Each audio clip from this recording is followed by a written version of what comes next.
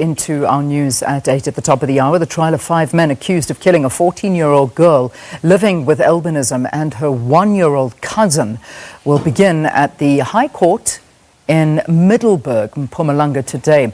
14-year-old Gabsile, Shabane and Nkosikhona Ngwenya were abducted from their home in Witbank last year. Police say they were killed in Emalahleni, allegedly as part of a Muti ritual. Let's cross now to our reporter in Middelburg, Siphephile Kunene. Siphephile, a very good morning to you. What is being done in the community and by government to fight the scourge of Muti killings?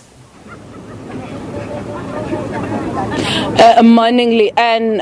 In terms of what has been done in the community to fight this kind of criminality that's going on, we haven't got anything tangible besides that security and people that would protect the family was beefed up because there's still another child there that is with albinism that was supposed to be taken when they took the 14-year-old. Instead, they took the cousin, mistaking the cousin for that other child.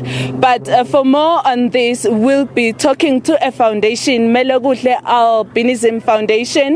They will be explaining what their expectations are, how relieved or happy are they with the manner in which the government is dealing with this.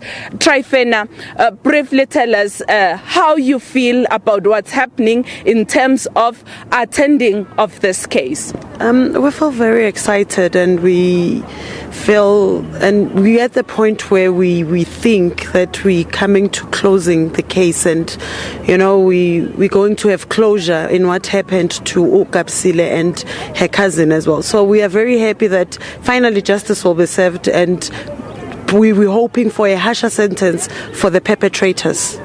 Okay, Gabsile is gone. Many others have suffered this kind of thing. Do you think the government is doing enough to protect people with albinism? I doubt they do. I'm saying this because I haven't seen anything. It's just that you wait for something to happen, then the government does something. I've always said this, and I'm still going to say it. If HIV was promoted, I think also with albinism it should have been promoted like they promoted HIV, to break the stigmas and the myths and whatsoever that they were thinking about. So I think maybe they should also try educate the community as well as they did with the HIV pandemic. People with albinism are killed for motor purposes. What can you say about that? How does it make you feel? Just yesterday, I saw some Facebook posts from another foundation from Burundi.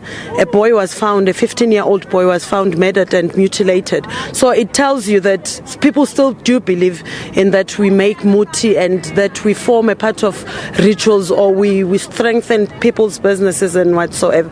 So I think people still do believe. From where I come from, people do still believe. Friday I was talking to a young mother who has a 7-year-old. She had to move where she was renting because somebody said, "You are having $1 million with you," referring to the child. So to me, it still happens, and unfortunately it was around Witbank as well. Okay, now what do you want to be done as people with albinism? What do you want to see being done by the government or everybody else to protect or to make sure that people know that you're also human beings? It's as simple as that. They must treat us as human beings. We are not the other group, we are just human beings. The only difference is the skin condition, that's it. Okay, thank you. That was Trifena from Hlalanikahle Albinism Foundation saying that the government isn't doing enough in terms of making sure that people understand that it's only a skin condition. They also human beings like everybody else. They need to be taken like everybody else. People need to understand that they cannot strengthen their businesses or anything. Thanks very much for the update. We'll cross to you once again in the program to get an update on that story.